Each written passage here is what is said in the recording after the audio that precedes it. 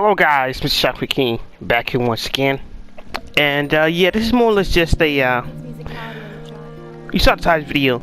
What's up? What's next for Hajime Ippo on what's going on for a story or story development, anything like that? I will say I'm recently working up for a nap, so if I don't sound the same, something like that, or I'm actually sick. I don't know which one is which. I just wish me up. But overall, what's next for Hajime Ippo? What kind of story go from here post Takamura versus Keith Dragon in that entire fight, and whether you liked it or not? Well, like the conclusion, I personally did, but it dragged on for too long for no apparent reason. And Takamura easily could have pulled off that whole trick doing the champ card after, but isn't. But what's next? Because I'm pretty excited for what's next for Hajime Ippo. Because number one of the biggest things we need to address is pretty much, it's not even because we already got update on Shinobu and where his storyline is going. I say one of the biggest things is Itagaki. Itagaki has done nothing for at least 200 to 300 chapters. Solid.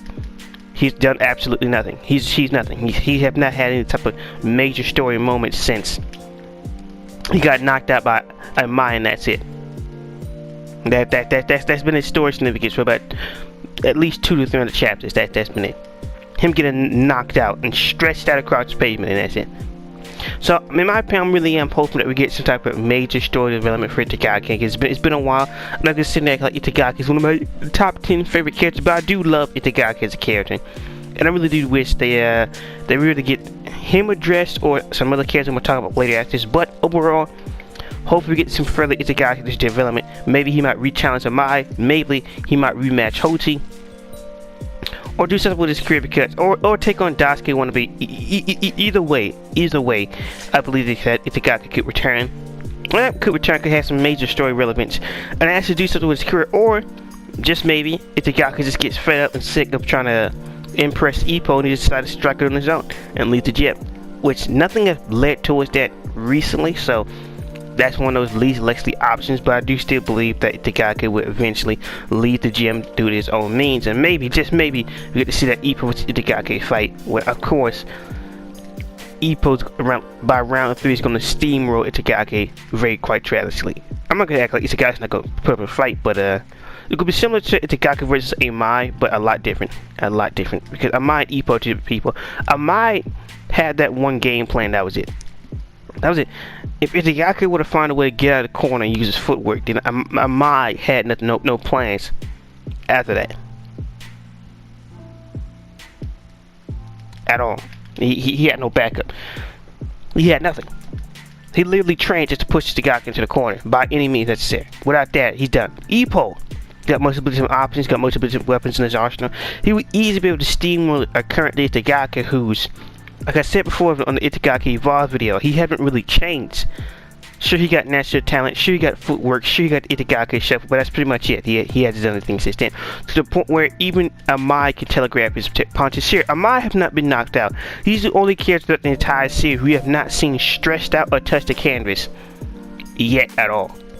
Congratulations, but I don't believe that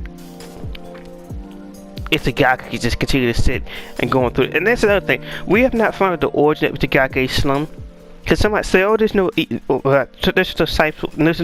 of source for it. Every once in a while, a person goes through this. No, Itagaki's in those type of slums where it comes from an emotional problem. Maybe it's dissatisfaction with his current career, or maybe something else. But overall, just something is causing Itagaki in his slum from the feel like this. You just don't go into a slum just to go into a slum. Maybe he's burned out of boxing. Maybe he's sick of trying to impress Ippo. Maybe he just wanted Ippo to say good job, but he's just not getting it, and he's wondering why. Well, going into a mud fight as Itagaki is not going to make anything worse, anything better, because you're not an in fighter. So, I'm pretty excited to see where Itagaki will go from this point in the story, because there's not too many characters you need to update on unless they want to switch over to Vork. Which would be interesting to see if Vork want to go for Undisputed and Junior Lightweight or not. That would be interesting. Cause I would have made a video about, could Vork go for Undisputed? Could he become a unified champion or something like that? Because I doubt he would move down to featherweight ever again.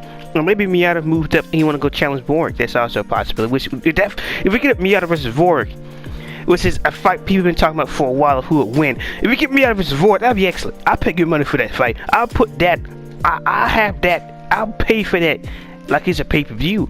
Prime time, easily. That'd be excellent. But yeah, I do see that Itagaki getting a lot of focus post Takamura versus Keith because there aren't too many characters, but there's somebody else that they could focus on post Keith's dragon. That is Aoki, the Frog King himself. Running us ever since he had hemorrhoids, he's not been able to develop or really use the frog punch since Takamura found that he was the big brother and hit him with the concho, which is, you gotta feel bad for that man. Hit him with the foul 7 years of death. And Aoki's boxing career has been insane. But hopefully, after all this time, hopefully Aoki has been able to regain his loss. He's able to. Well, it's not even to say. I can't even talk about Aoki having hemorrhoids because of the whole Yujiro thing. Yeah, hopefully he's been able to heal up. Maybe Tomiko has been giving him a massage or something, but hopefully it's a guy. Hopefully Aoki can go up there and pull off a brand new frog punch or pull out the frogs before. Because unlike Kimura, besides from the whole Dragonfish barrage, haven't really improved. He's been insane. He's another character who's also lost motivation. Is on that chart of who could retire, but I still think it's gonna be Aoki's first. That's just my personal opinion. But yeah, he's also another character. But even Kimura has some recent character development, so it's not like you need another major fight after the whole Dragonfish Blow barrage he learned from Ippo. So that could be something you can further evolve or work on. But yeah, I say Aoki versus Shinobu, that whole rematch is something that easily could happen next. Since Shinobu just got destroyed by Mishima, destroying his world title dreams and causing Baron to run. But who knows who could be up next. And also another thing, Baron. Baron's a character I've already made a video about why his storyline have not been wrapped up. Because Takamura did tease that he eventually gets what's coming to him. Well, both of them. And Shinobu already got his. Getting outright destroyed, eviscerated, just act like demolished by Mishima. But Baron is still out there. He's still out there on the hunt.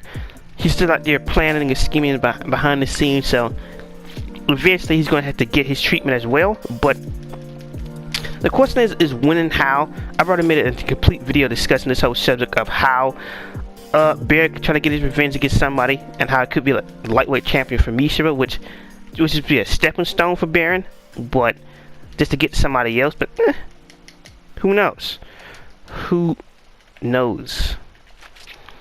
Because the Baron could be another plot line that could be finally answered up on and finally get some solid answers to of what he's doing or what's going on. So, who knows? But I said another was I'm the most interested in is seeing the further development of Teihei and Kentaro, which Ippo's two legendary disciples that's been raised up and brought from the bottom by Ippo, because arguably they're some of the most interesting characters throughout the series that haven't been developed. You literally got Aoki's brother, who I theorized, what if Ippo didn't get a student that was another Ippo? What if he got a Sendo? Kentaro is a character that literally exists with no backstory. We thought Shinobi had no backstory. At least he had something. Kentaro's just been there. He's been hyped up to have some type of strength, the leader of these group of delinquents that Teihei used Ippo to train to fight against. So we don't even know which one between Teihei and Kentaro is the strongest. I still say it's gonna be Kentaro, but we don't know how he fights. We don't know anything about him. We don't have a backstory. We really know nothing about Kentaro at all.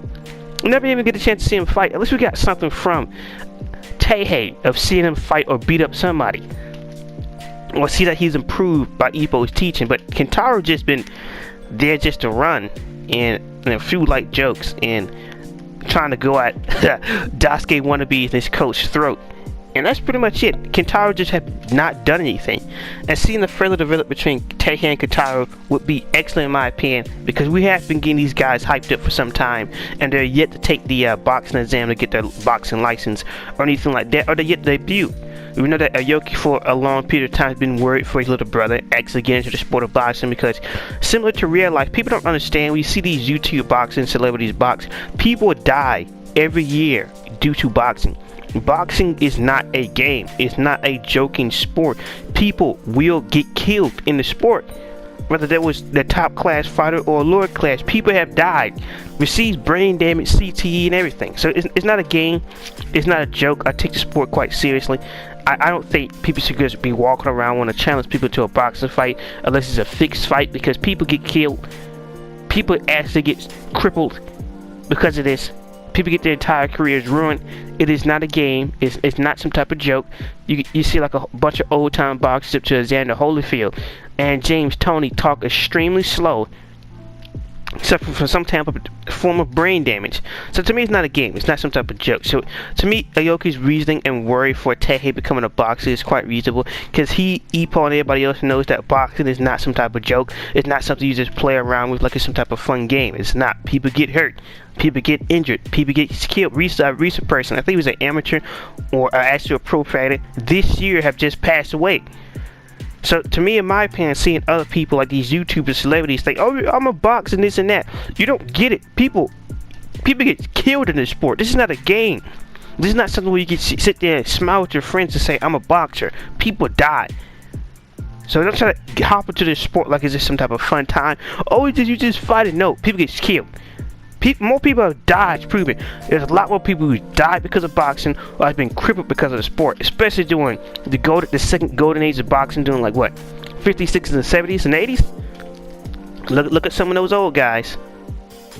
Look at some of them old guys. So, in my opinion, I love to see the development between Teihei and Kentaro, especially Kentaro. Like I said before, we don't know anything about him. We don't even know how he fights or anything else. Or we haven't really truly known how well Kentaro has adapted to Ippo's teachings. I enjoyed the comedy bags between the two, but I really want some actual development of those two characters and actually see them go to the boxing exam. Cause there's no way George has hyped these two characters not to do anything. And also, arguably, it kind of does prove that with Teihei and Kentaro, there's rather two things going to happen to them. There's rather they're going to end up like those two guys that Aoki used to have. And used to hanging around him around the gym. Even those two guys who now current day work for Aoki's noodle shop, those two guys, they're going to end up just like them. Or a main character is going to leave and Teihei and Kentaro is going to replace one of them. It's just that it is what it is. Because there can't be like a Kurogama 7 or Kurogama 8. It's usually only 5. And when Yamada left, he was replaced with Itagaki. So eventually, if two people leave, like Aoki or Itagaki leaves the gym, then you can replace those two with Kentaro and Teihei and just move the story on from there. It always have to be 5 or 4, but it's more likely going to end off with it being 4. So that could be wrong, but as you can see, everything post Q Dragon vs Takamura, there's a lot of things we can go over, a lot of things we can discuss, there's a lot of topics you can bring up and have a lot of developments like there's some people that say, oh, how come I haven't mentioned the whole Senna versus Ricardo? All I say is the Jose Nargo fight will happen like when? Like the 1060s or 70s, somewhere around there. Similar to like Mishiba's match against that one, I think like he's an Asian or Hispanic guy. And Takamura's match against Bison. And you know when that fight actually happened between Sendo and Gonzalez? 200 chapters later. 200 chapters later. So there's a reason why I'm not bringing up Ricardo Martinez versus Senda, because number one, Senda just broke his hand. He's out for 6 months. Great. And 2, he's going to be a while. Similar to how after he broke his hand against Jose Nargo, again, I don't see why he don't have a brittle fist by now. Or maybe, then again, Sendo's genetics. His hand for hitting Mishiba's belt, he broke his hand again by colliding with Gonzalez's forehead. So there's quite a reason to believe that he won't be in action or preparing for a fight, anything like that. Or if he's out for so long, maybe he might take up to that fight. Maybe he will, maybe he won't. Maybe he'd be developing something in between. But how do you know Sendo won't pick up for at least 2022, 2023, in my opinion? I could be wrong, but Sam Ricardo Martinez versus Sendo is not going to happen anytime soon in my books. Or we could finally get that whole thing I've been waiting for this entire time. We finally get to see Hajime no Miyata. The chapters are extremely rare, and I love Miyata as a character, but I would like finally to get some solid answers of what Miyata is actually doing. Since the whole, Ippo, I can't keep waiting for you. And I'm pretty much moving on. What she should have done when he was, when he had the whole chat with Senda, where it's just like, hey, look, man, you need to stop waiting for Ippo. You need to go to your career, do something, because at least Senda was able to accept the truth. He's not going to waste his entire career waiting to fight Ippo again when Ippo, there's no guarantee he'll return. and you just gotta move on. It's just, you just can't hold on something that could be there, could not be. So it's just, hopefully the Miyata will have moved up a weight class, or he's gonna finally challenge for a world championship. Maybe that guy, maybe he might fight for that vacant belt that Billy McCullum left behind when he was fighting. That's always a possibility.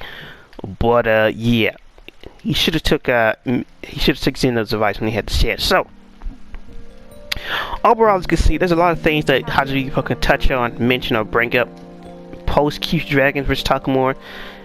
And I'm very interested in all the character development which could be happening. I hope Itagaki happens or Miyata happens after this, since Miyata has been getting a lot of spotlight recently inside these chapters. And who wouldn't want to see Hajime no Miyata? I would, to see what he's doing in his career and how he further developed him and his cat, and how well his relationship with his father have improved or digressed. Because I haven't seen Miyata Senior in a while either, so hopefully we get some insight on that as well. So who knows? A lot of things to touch. Because to me, there's only three main things we can go after. Because some might say, oh, another thing that can happen after this is Ippo return. As much as I would like to have Ippo return now, as much as I would like to happen, it's just, if Senna versus Alf didn't do anything, at this point, Ippo is going to return when he returns in my book. It's not something I'm going to be sweating over. It's not going to be something. It's similar to the whole anime season happened, fam.